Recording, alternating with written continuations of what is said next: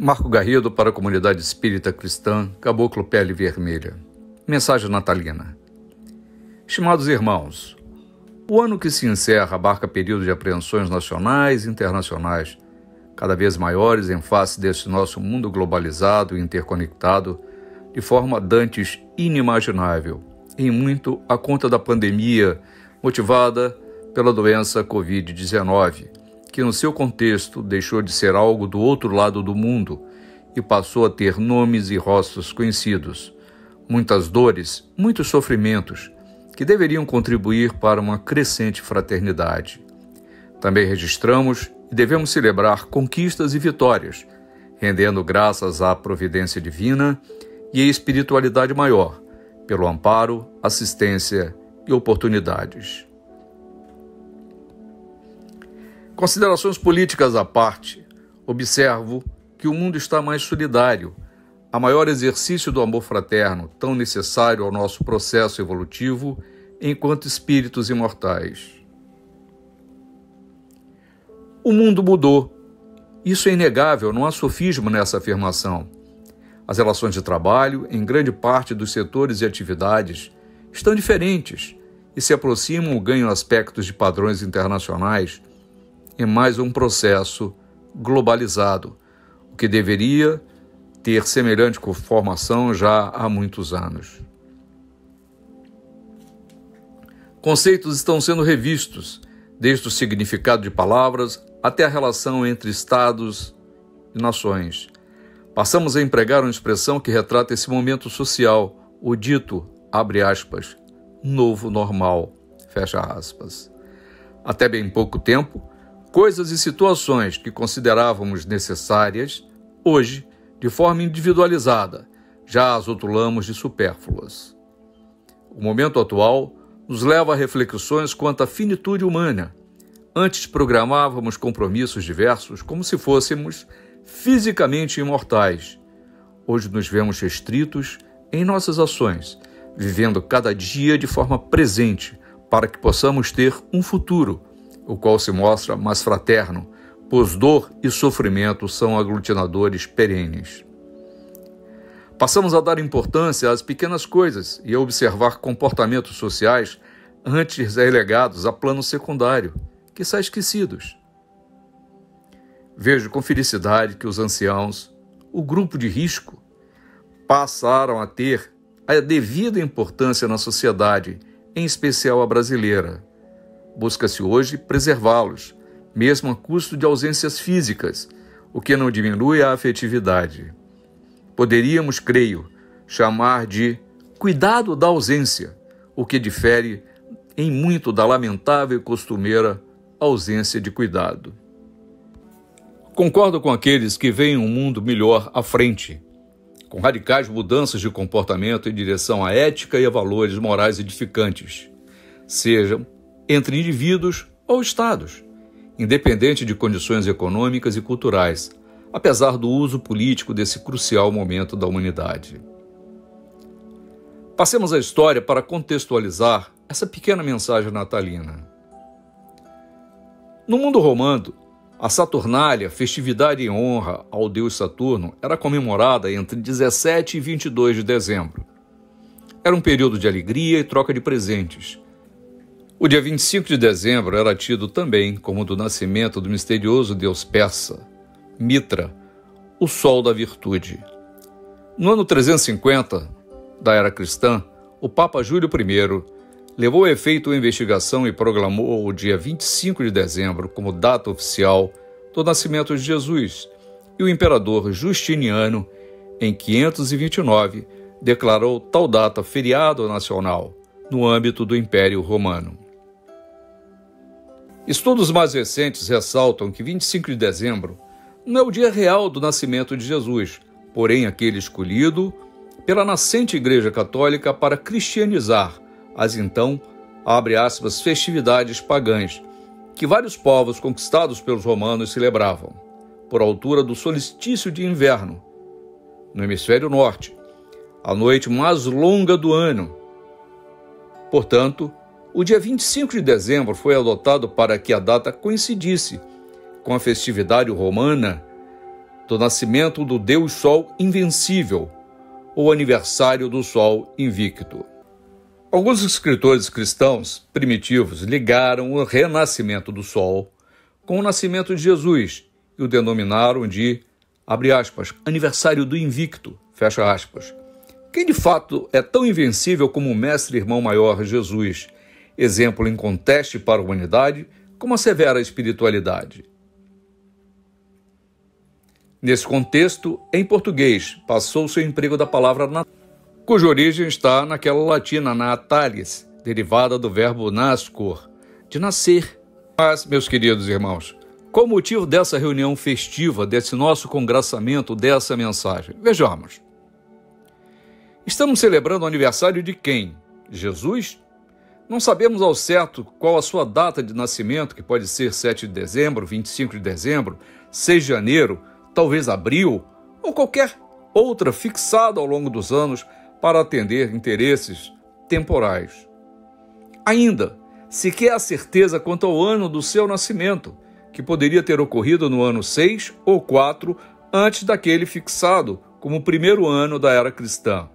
Um outro aspecto, as festividades natalinas têm origem em rituais pagãos, o que retiraria o caráter cristão. Mas por que comemorá-las? Dando seguimento, os relatos que cercam a concepção de Jesus são questionados pela lógica e pela ciência. Por que Deus, nosso Pai, dono de todo poder e glória, necessitaria de um ventre humano colocar entre nós aquele que é o mais perfeito espírito conhecido da humanidade terrena?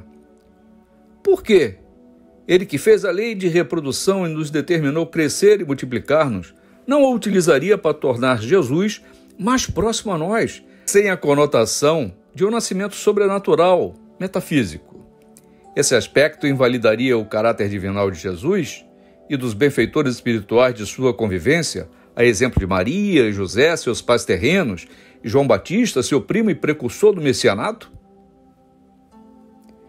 Os relatos sobre a presença de reis magos não são exatos, pois Mateus, o único evangelista a citá-los, não menciona a quantidade ou nomes.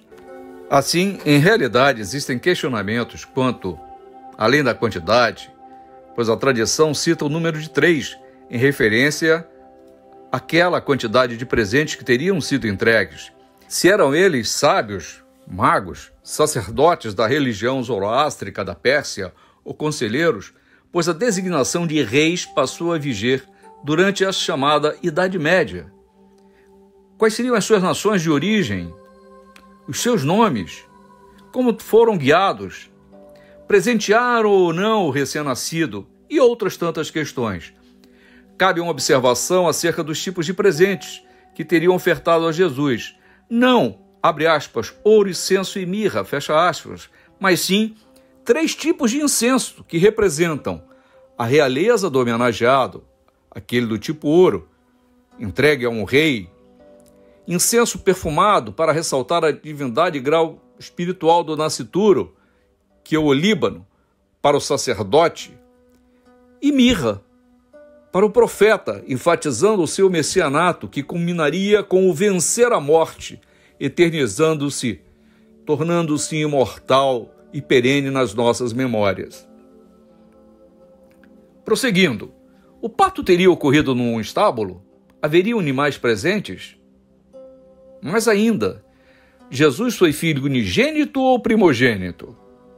Há relatos acerca de irmãos e irmãs, cujos laços consanguíneos seriam apenas por parte de José, ou prole do divino casal posterior a Jesus, ou tais irmãos poderiam ser em realidade primos, devido a problemas de tradução do aramaico para o copta, era o idioma grego falado no Egito a partir da conquista de Alexandre o Grande, em 322 a.C., e grego, ou vice-versa.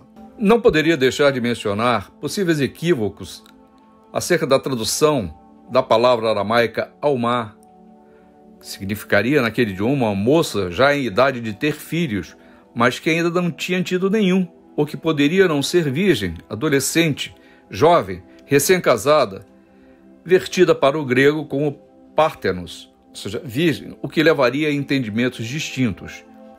E ainda, Cabe mais uma referência histórica, essa escrita em antigas profecias atribuídas ao profeta Isaías. Eis que uma alma conceberá e dará à luz um filho, e lhe chamará Emanuel, que significa Deus conosco, exprimindo a grande verdade de que Deus está realmente dentro de nós, está conosco.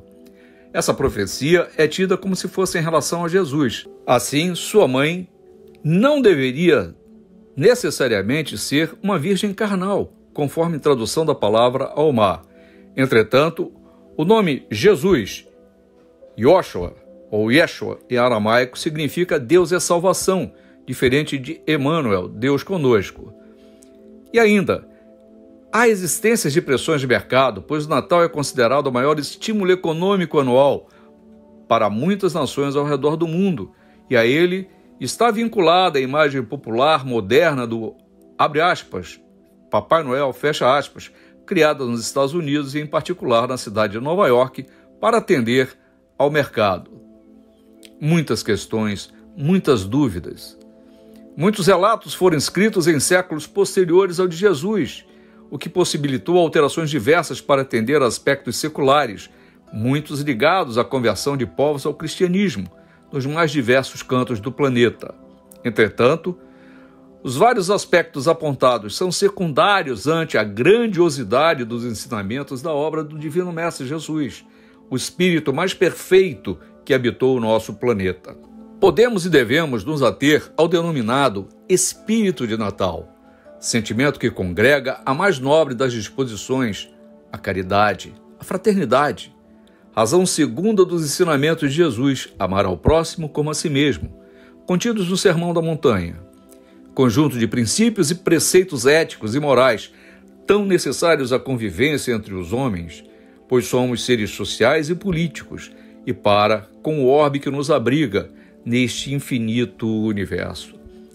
Vejam que até para aquelas práticas necessitamos dos nossos semelhantes. O amor ao próximo nos leva ao exercício das virtudes, como caridade, fé, esperança, tolerância, paciência, justiça, humildade. Ninguém é virtuoso por ser virtuoso, mas por praticar virtudes. 4 delas, fraternidade, solidariedade, piedade e caridade, conformam o que podemos denominar de o ciclo do amor fraterno, cuja base está naquele de caráter recíproco, o amor filia, que nos prepara para o amor ágape, ensinado por Jesus e que ainda não aprendemos em plenitude. O exercício das virtudes nos levará indubitavelmente à felicidade, à qual vivemos eternamente à procura. Ninguém diria em sã consciência que não deseja ser feliz. Todos querem a tal felicidade, daí porque todos a procuram, nos mais variados lugares, das mais diferentes formas. Entretanto, a felicidade não está fora de nós. Ela é, antes de tudo, um estado de espírito, uma maneira de ver a vida e não um determinado acontecimento. Ser feliz é uma atitude comportamental frente à execução da tarefa que viemos desempenhar na Terra, sendo a maior delas o ato de doar-se ao próximo, o que está em consonância com a máxima do Rotary Club, servir antes de pensar em si, mas não é uma conquista fácil. Cabe ressaltar que a felicidade tem conotações diferentes para cada criatura, de acordo com seu respectivo nível evolutivo, moral, intelectual, físico, psicológico, espiritual, o que nos leva a defini-lo como satisfação de necessidades individuais. O amor filia promove a satisfação das necessidades do próximo. Vicente de Carvalho, no poema Felicidade, considerou que a felicidade existe, mas é difícil de ser alcançada porque, abre aspas, está sempre onde a pomos e nunca a pomos onde estamos, fecha aspas. Se nos colocarmos no lugar do próximo, do semelhante, seguramente estaremos nele colocando a nossa felicidade. Portanto, a nossa felicidade está diretamente relacionada aos benefícios materiais e morais que promovemos aos nossos semelhantes. A nossa felicidade é a felicidade de nossos semelhantes numa rápida análise lógica. Não esqueçamos que a grande dificuldade a ser vencida não está nos outros, mas em nós mesmos. A receita para que a nossa reforma interior se processe com maior rapidez está no autoconhecimento, primeiramente, e, como conduta moral, na observância dos crivos ou peneiras socráticas, da bondade, do benefício e da verdade, que, aliados à justiça, aqui entendida como respeito aos direitos de cada um, norteiam a necessária retidão de pensamentos, atos e palavras, o exercício da moral, em relação aos semelhantes e compreensão entre os povos.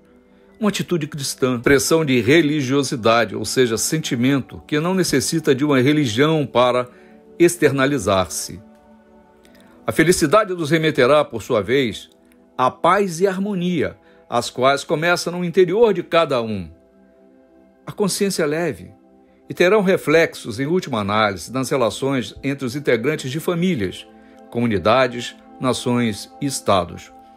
Observa-se que o bem comum se inicia no indivíduo e na família que o abriga, frutos de paz e harmonias interiores, que constituem uma fonte divina e inesgotável de verdadeira felicidade. Onde quer que nos encontremos, influenciaremos beneficamente sobre os que nos rodeiam, estejam no plano físico ou no plano espiritual. Voltemos ao Natal.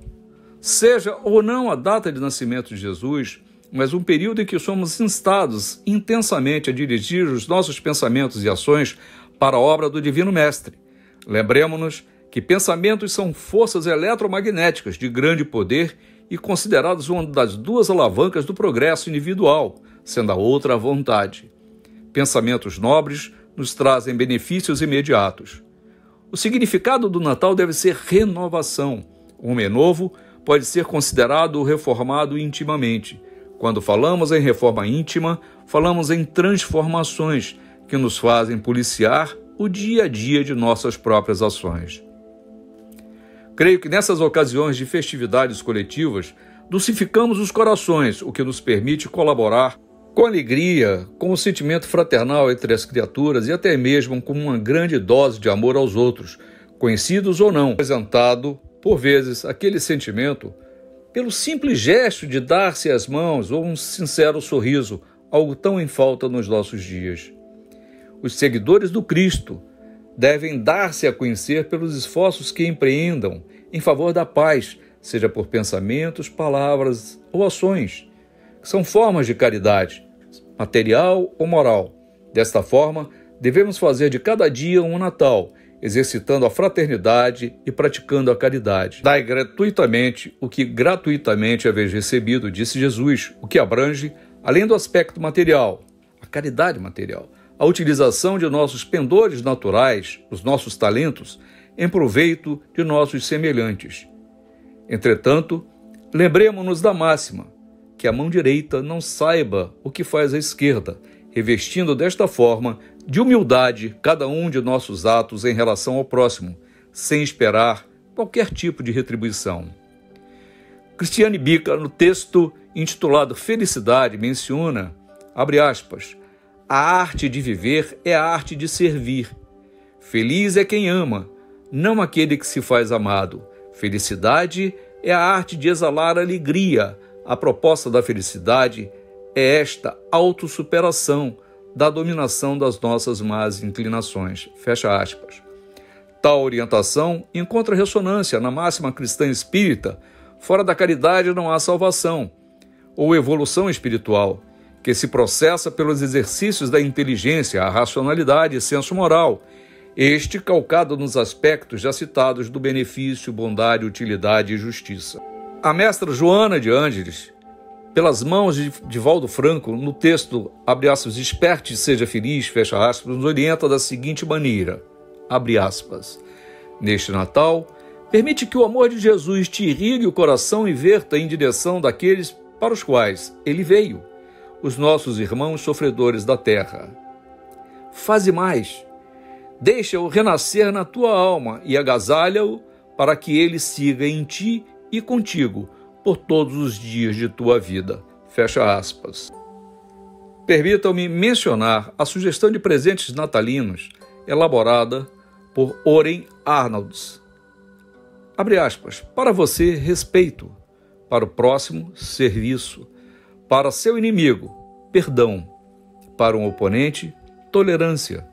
Para toda criança, um bom exemplo. Para um amigo, seu coração. para tudo, caridade. Fecha aspas. Finalizo desejando-lhes votos de um período de festas e um ano novo pleno de paz, harmonia, felicidade, saúde, sucessos e sorte, extensivos a todos que lhes são caros.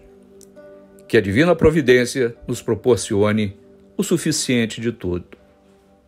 Saúde, paz e gratidão. Fraternalmente, Marco.